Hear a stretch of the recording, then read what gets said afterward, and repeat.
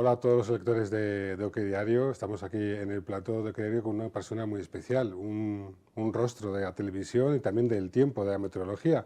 Es profesor, es meteorólogo y también es presentador de televisión y buscando pues un poco, y para informarte, para hacer esta entrevista que vamos a hacer ahora, la palabra científico no aparece mucho, pero bueno, ahora le preguntaremos. Estamos aquí con Mario Picazo en el plató de OK Diario.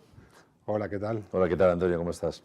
Pues bien, científico, ¿no? También. Científico, sí, porque la faceta de hombre del tiempo a veces te deja en la sombra la de científico, ¿no? Porque la gente te asocia con, pues, el hombre del tiempo, una persona que habla del tiempo, que sale en la tele, pero no entienden siempre que detrás de eso, pues, en algunos casos hay perfiles que son ciencia. Y en este caso el mío sí, científico, porque me he dedicado muchos años a ello también.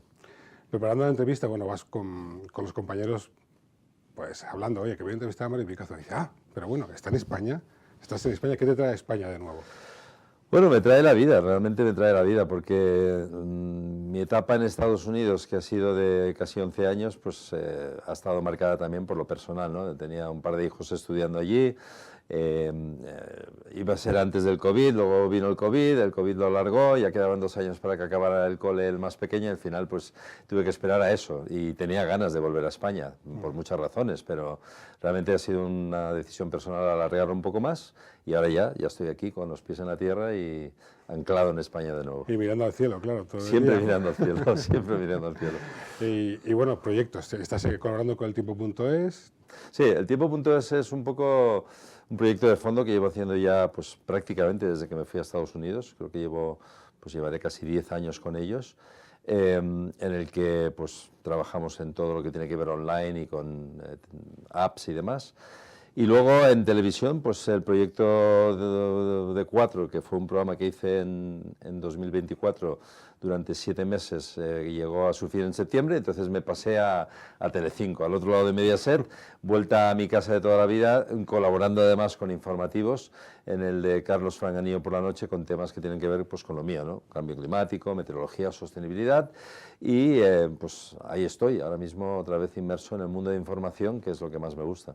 ¿Y proyectos cercanos, próximos? Hombre, en la casa hay la posibilidad de hacer otras cosas más tipo programa, eso irá llegando con el paso de los meses, ya sabemos que a veces hay que esperar y ser paciente, pero sí que hay de forma casi inmediata una colaboración de nuevo con Ana Rosa, que vuelve a las mañanas. Qué bueno, muy bien. Y la intención es volver a entrar en el programa, pues por lo menos una vez a la semana, pues para hablar de lo mío también y para lo que me pidan, ¿sabes? Pero siempre, casi siempre vinculado al tema en el que soy más experto. ¿Qué es lo que más te gusta de tu trabajo? Lo que más me gusta a mí es comunicar, me gusta mucho la comunicación. La verdad es que empecé más como tú decías antes, científico, pero también docente, como profesor de universidad. Y a raíz de eso me di cuenta que comunicar se me daba bien, que los estudiantes entendían lo que quería explicar, sobre todo en temas tan complejos como la meteorología. Y esa es la función de hoy, comunicar a la gente, yo creo que una ciencia que no es tan fácil de entender, y a la vez hablar de cosas que son importantes, porque el tiempo nos toca de cerca a todos y cada vez es más extremo, y creo que la gente tiene que estar lo mejor informada posible y entender las cosas de la forma más sencilla posible. El tiempo, lo que es el clima, que lo estamos viendo, ¿no? Cómo azota zonas como pues, hace nada la Dana, hace muy poco tiempo ya estamos viendo qué está ocurriendo en Los Ángeles con las lluvias después de los incendios, ¿no? Y el informe que ha salido que se ha multiplicado por 35 las posibilidades de incendios pues a raíz del cambio climático. Sí. Pregunta que seguramente te harán mucho. ¿Son más frecuentes que antes o no estos eventos climáticos extremos?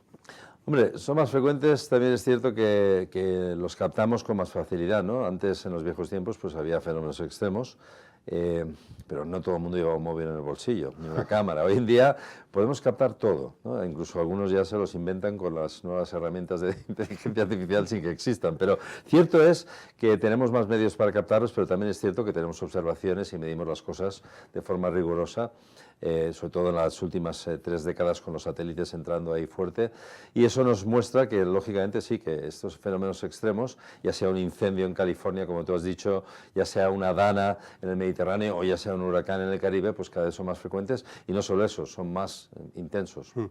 Los Ángeles, te ha pillado muy de cerca vitalmente, ¿no? ¿Cómo has vivido todo este desastre, todos estos incendios que han vivido los californianos? Bueno, pues para mí, aunque no he estado ahí, porque fíjate que me vine a abrir a España y la verdad es que dices, joder, ahora que llevo después de tantos años, no por estar ahí y cubrir la noticia, sino por la solidaridad de apoyo, ¿no? Porque tengo muchos amigos que les ha tocado de cerca, algunos han perdido la casa, sus hijos los colegios, sobre todo en la zona de Palisades. Yo vivía en Santa Mónica, que estaba justo al límite de donde el fuego llegó a avanzar. Y por lo tanto me toca de cerca porque Los Ángeles es un poco como mi segundo hogar. He vivido muchos años allí, desde los que he pasado ahora 11 más los 6 o 7 de estudios allí en la universidad, he pasado media vida casi en Los Ángeles, son una tercera parte. Entonces me toca de cerca, es una situación que los incendios ya han estado ahí cuando yo he estado, pero este ha sido excepcional, desde luego. Vamos a hablar mucho de cambio climático en esta entrevista y de meteorología también.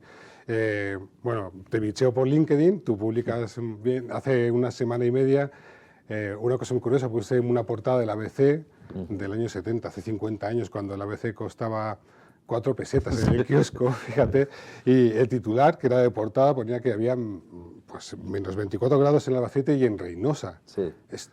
Y claro, hacías la reflexión así sucintamente, de que ahora nos quejamos de que hay una ola de frío cuando no llegamos a los -2 casi ni por asomo. Exacto. Exactamente, no, sí, el otro día precisamente lo comentaba porque lo puse porque iba en el coche, veía en la radio y no sé quién estaba hablando de meteorología en ese momento, pero decía, hoy vamos a tener 1 grado bajo cero. Y digo, 1 grado bajo cero en Madrid, en pleno mes de enero, es una ridiculez, ¿no? Entonces, cierto es que esos datos que has comentado de Albacete, de Reynosa, de 24 y 25 bajo cero, son extremos, ¿no? Porque el récord de España son 30 bajo cero en Calamocha, o sea que estamos muy cerca, pero sí, esos valores yo creo que nunca los veremos otra vez, o sea, es muy difícil, salvo una situación muy extrema y que tengamos algún tipo de latigazo meteorológico de estos que hablamos hoy en día, de que hay un cambio muy brusco, es muy difícil que lleguemos a esos valores otra vez, aunque hemos tenido recientemente una Filomena, ¿no? Que la gente habla mucho de eso, pero en cualquier caso son valores del pasado y muy difíciles que los vamos a tener aquí en nuestra geografía. Ante esto, ¿qué hacemos? Adaptación, no nos queda otra. Sí, tal y como están las cosas, realmente yo creo que aparte de que tenemos que seguir mitigando todo el cambio que está ocurriendo, la adaptación es fundamental. Lo digo porque es que no llegamos a donde tenemos que llegar antes de que como se suele decir, tengamos el agua al cuello, ¿no? Entonces, realmente tenemos que adaptarnos. El caso lo hemos visto en Valencia, que por cierto es mi ciudad, también me ha tocado muy de cerca Sadana, donde pues, en una situación similar en un futuro no muy lejano, lo primero que tenemos que hacer es asegurarnos de que esas infraestructuras están adaptadas a lo que puede volver a pasar, ¿no? Y eso lo tenemos que hacer en muchos aspectos del impacto climático que estamos viviendo. Fíjate lo que es el significado de las palabras. Bueno, tú has sido profesor de cambio climático en la universidad y ahora, para dar una vuelta de tuerca más, ¿no? Nos podemos preguntar, ¿cambio climático o crisis climática? Bueno, a ver, el cambio climático es una palabra que engloba todo, está muy bien, a mí me gusta más. Lo de crisis es porque creo que hay que dejarle conocer a la población la situación en que vivimos de urgencia, ¿no? De que no tenemos tiempo de remontar con algunos aspectos de lo que está pasando. El cambio climático quizás es más correcto decirlo porque el cambio climático engloba la parte antropogénica que nosotros estamos inyectando a este sistema climático terrestre de forma acelerada, pero también está la parte de fondo que es el clima y la variabilidad natural del clima que siempre ha existido. Entonces, ahí tienes un poco todo, ¿no? Cuando hay un El Niño o una La Niña, no lo hemos causado nosotros, ahora veremos cuánto cambiamos esos fenómenos naturales por nuestras actividades, pero engloba un poco todo. Entonces yo creo que como titular crisis climática vende mucho, pero en realidad científicamente hablando yo creo que cambio climático es lo certero. Y todavía hay gente que duda, ¿no? Que estamos viviendo un cambio climático. ¿Cómo puedes explicarle a alguien, oye, esto es un cambio climático? Con la Dana lo hemos visto que había publicaciones, y en Los Ángeles también, ¿no? Bueno, esto es frecuente, esto es de toda la vida. ¿Es así o no? ¿Cómo lo explicas para decir, oye, esto es negacionismo puro, ponte los pies en la tierra y date cuenta de lo que está ocurriendo? Sí, eso yo siempre que hablo con gente que realmente no lo tiene, no que sean extremos negacionistas, simplemente que no lo tienen claro, ¿no? Recurro a la ciencia, es que no hay otra, a la ciencia, como científico, como observador, como persona que ha manejado datos, como persona que también de alguna forma debate sobre este tema con otros colegas de la profesión, que están en muchos frentes y que están en lo más alto de la investigación, pues sabes lo que está ocurriendo, e incluso hay mucha incertidumbre de que no nos estemos quedando cortos con algunos pronósticos. Entonces, yo pongo la ciencia sobre la mesa porque es en lo único que me puedo basar. Entonces, yo sé que hay mucha gente que puede negarlo simplemente porque le gusta ir en contracorriente a lo que dice casi todo el mundo, o gente que tiene, sobre todo en este mundo, muchos intereses económicos que no son los que realmente van a ser fructíferos si realmente empezamos a cortar y recortar algunas cosas que son de su interés. Hablamos de los combustibles fósiles como de muchas otras cosas, y por lo tanto hay gente que a capa y espada defiende el negacionismo simplemente por el hecho de que le toca de cerca en ese aspecto, que es un aspecto que a todos nos incumbe, que es la economía, por supuesto.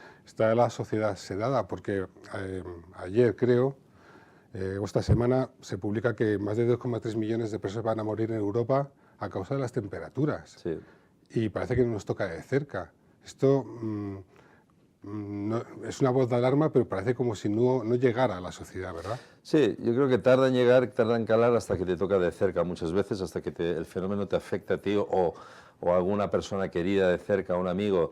El de las temperaturas es un fenómeno que además tenemos muy bien medido y muy bien pronosticado, porque la temperatura es una de las variables que mejor pronosticamos. Si fuera precipitación, que es más difícil de pronosticar, te diría que hay siempre incertidumbre, pero hemos visto lo que pasa con las temperaturas, hemos visto cómo van aumentando, sabemos qué escenarios de futuro podríamos tener realistamente hablando, y por lo tanto podemos hacer un pronóstico de qué impacto puede tener ese aumento en una población que cada vez es más urbana. Sabemos que las ciudades cada vez crecen más en población y son los puntos calientes del planeta donde la gente realmente sufre más las consecuencias de este intenso calor. Igual que te digo, temperaturas pueden ser otros fenómenos como los huracanes, pero simplemente con el hecho de saber eso y saber que, por ejemplo, la contaminación atmosférica, el aire en mal estado que respiramos los humanos mata a millones de personas al año, ya sería una razón suficiente como para hacer algo para que esto cambie de forma bastante intensa.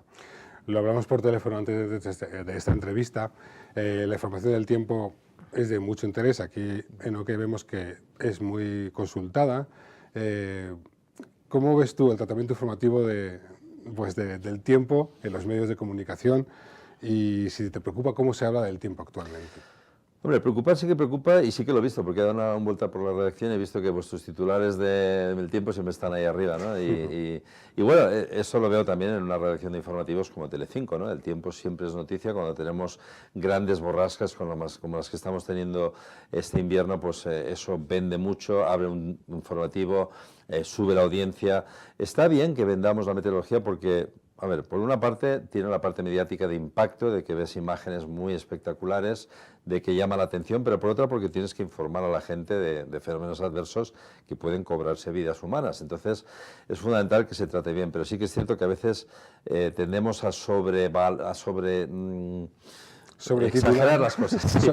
Hacerlas más extremas de lo que ya lo son y más por vender y conseguir unas cifras de audiencia, ¿no? Entonces yo creo que ahí hay que tener cuidado para que la gente no esté mal informada, porque si tú a alguien le dices va a pasar algo y le suena que es muy extremo y luego no pasa tanto, seguramente a la segunda vez no actuará acordemente a lo que puede llegar, ¿no? Entonces es importante que la información sea rigurosa y que intentemos que esté dentro de la realidad científica del evento que vamos a vivir.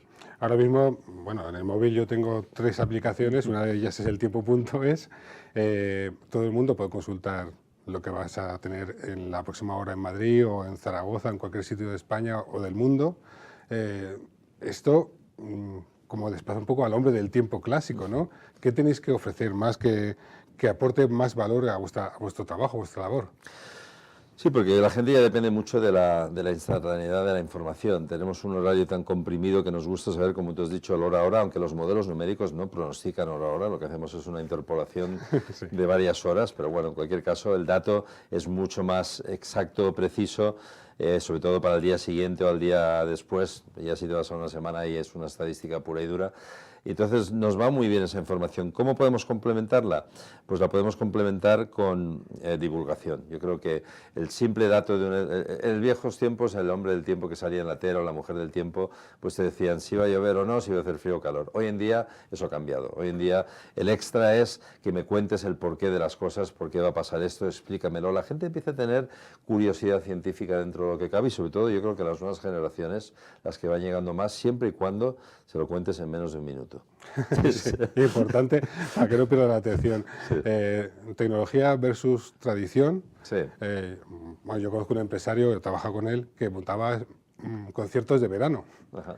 Y tenía el calendario zaragozano como la Biblia para ver si iba a llover en ese día o no, para programar los conciertos. Y luego surgen otras personas o personajes, ¿no? que también utilizan ese tipo de predicción tradicional, ¿no? ¿Cómo lo combináis esto? ¿Cómo lo vivís? Hombre, yo sinceramente creo que el zaragozano no tiene un rigor científico.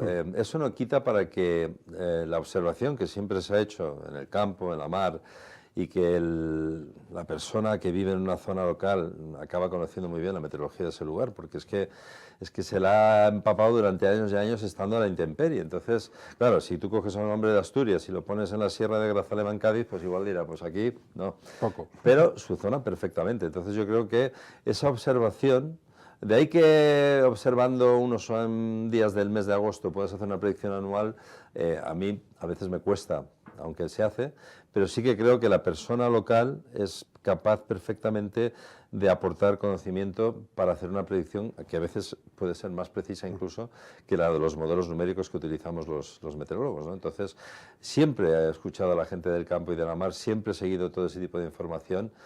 Y en el caso de la predicción del zaragozano, aunque es muy genérica, pues es curiosa, pero insisto, ahí no hay ningún rigor científico. He puesto un ejemplo cualquiera porque Sí, hay sí, muchísimos sí. y algunos muy Sí. llamativos y tú y yo sabemos de lo que estamos hablando. Sí, totalmente. Y bueno, volvemos otra vez, ¿no? a lo que es este tiempo que estamos viendo la tecnología. ¿Cuál ha sido la mayor revolución que tú has vivido en no sé cuántos años llevas ya hablando de esto?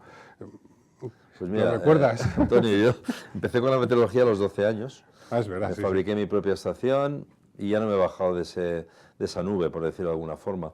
Claro, yo ya tengo mis años, entonces he vivido una transformación más drástica que quizá la que ha ocurrido en tiempos más recientes. Pero para mí un cambio radical fue el hecho de, por supuesto, de disponer de muchos más satélites. O sea, el boom de la era satelital nos empezó a proporcionar una información que antiguamente era solamente pues, observaciones en superficie. Y hoy en día pues, es que vemos todo lo que está pasando en la Tierra desde todos los ángulos, en todo momento y con una resolución increíble. Y eso nos ha aportado un montón de información. Eso, desde luego, para mí ha sido el cambio más radical. Por supuesto, mediáticamente hablando, la transformación de la puesta en escena del tiempo, o sea, de los marianos. Yo, cuando llegué a Telecinco, justo estaba en un cambio de fase, o sea, Telecinco daba el tiempo con imanes pegados a un mapa que se ponían ahí. Me acuerdo que incluso en aquel entonces la mujer que daba el tiempo, Rosa, me decía, jo, es que se me han perdido 3 nubes y he puesto soles. Y digo, pues, no te pasa nada. O sea, eso fue, yo llegué en la transformación, entonces pasamos ya a un sistema digital donde podías volar entre las nubes y toda esa transformación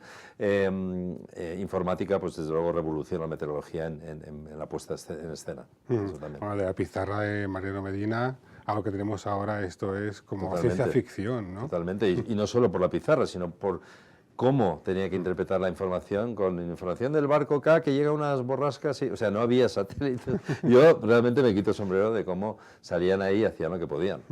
Yo soy un locutor de radio de una cadena musical muy grande en España, que cuando tenía que dar el tiempo subía a la azotea y en la calle Gran Vía y decía, yo no me fío de nada, yo salgo a la terraza y digo lo que veo. Exacto, voy a ver de dónde vienen las nubes y exacto, pues oye, siempre el meteorólogo tiene que asomar la cabeza a la ventana, aunque esté con un satélite en todas las resoluciones que quieras y una pantalla de 50 pulgadas. O sea, hay que realmente salir y asomarse, ver, sentir el viento, porque eso siempre te ayuda a entender lo que está pasando. 2 preguntas más. El siguiente paso es la inteligencia artificial, ¿no? ¿Cómo lo estáis viviendo? ¿Qué aplicaciones estáis viendo que se van a utilizar? Bueno, en nuestro caso concreto, desde luego tiene muchas ventajas y sobre todo porque lo que siempre hemos querido los meteorólogos es tener la información más precisa posible y en el tiempo más pronto posible.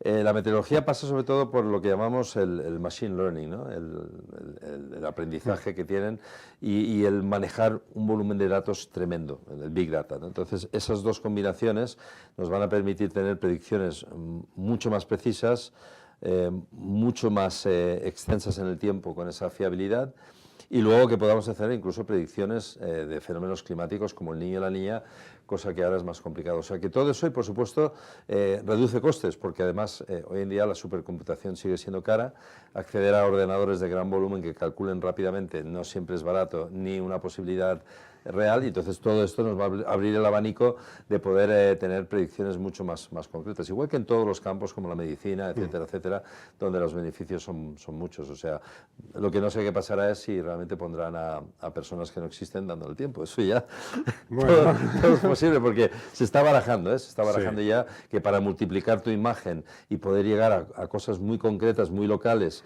y que tú no puedes hacer físicamente, porque tendrías que estar en un estudio como este 24 horas grabando, pues es multiplicarte con información y tu propia imagen. Eso ya está ahí.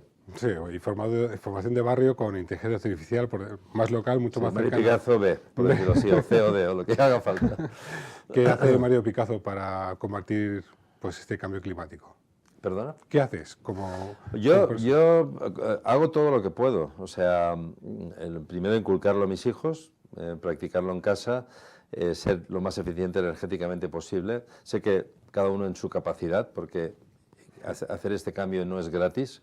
Hay una inversión que hacer, tenemos que creer que esta es una prioridad frente a otras cosas en nuestra economía particular, y por supuesto pues el poder moverte por sitios de una forma más sostenible, eso siempre lo aplico. Lo primero que uso más son los zapatos. Si no puedo con los zapatos, la bicicleta, y si no ya pues una forma de moverme que sea sostenible. Lo segundo, un hogar donde paso mucho tiempo, en el que energéticamente pueda ser lo más sostenible posible, y como decía antes, inculcar eso a mis seres queridos directos, pero por supuesto a todos mis amigos, sin ser un plasta, porque tampoco se trata de ser un plasta, pero sí concienciar a la gente. Y yo ahí creo que es donde puedo luchar, no solo en mi caso particular, sino teniendo ventanas como tengo, en el hecho de que puedo transmitir esta información al público para que ellos también se contagien y hagan lo que creo que tenemos que hacer todos, lo más habitualmente posible, dada la situación que vivimos. ¿Te regañan en casa cuando haces algo no sostenible? No me regañan, porque más bien me dicen, papá, eres un pesado. Ah, vale. Que sí, ya, porque a veces soy muy persistente con el tema de las luces, con el reciclaje, el agua, entonces va calando, pero no me regañan. Bueno, alguna vez ha habido un regaño. ¿Ves? Tú dices que tal y has hecho esto. Sí. Me puede haber pasado alguna vez. Por experiencia propia te digo que me pasa lo mismo. Te ha pasado también. Sí. Vale. Última pregunta, ¿qué es lo que más te preguntan cada día? ¿Qué tiempo va a hacer? Es una constante, ¿no? Es la todos constante. vosotros. Es una forma fácil de, primero te puede interesar, el segundo es una forma fácil de entablar una conversación con una persona que seguramente han conocido por la calle y decir, hombre, del tiempo, ¿cómo viene? O sea, esa es la coletilla habitual. Luego hay otra gente que profundiza más con temas como los que hemos tratado ahora mismo tú y yo aquí. Pues nada, para saber más sobre cambio climático y meteorología, está Mario Picasso en la tele, en las redes sociales. Muchas gracias por estar aquí en el Plato de Qué Diario, y mucha suerte en la nueva etapa que llega ahora mismo. Pues muchas gracias, Antonio, gracias a vosotros, y que esto cale y que puedas tener muchas voces y opiniones para llegar al público que nos está viendo. Gracias.